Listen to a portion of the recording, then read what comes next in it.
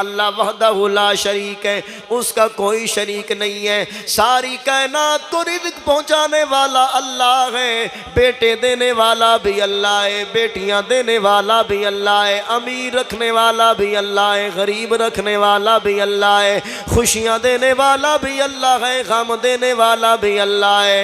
कोई अपना है ओपरा है, माड़ा है मोटा है, अच्छा है बल्ला है, नेक है या मुजरिम है, सबको देने वाला अल्लाह है। हजरत बाबा वारिस शाह फरमाते हैं वहदहु ला शरीक है रब साडा,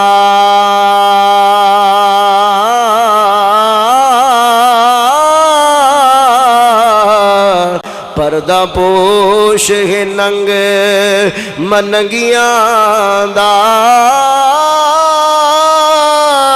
पत्थरां विच पालदा कीड़ियां नो,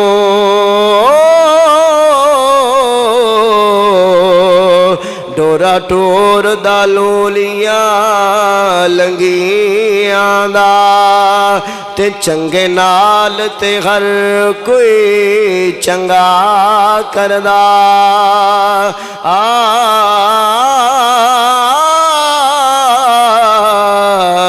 हामी कोई नहीं बंदिया गंदिया दा,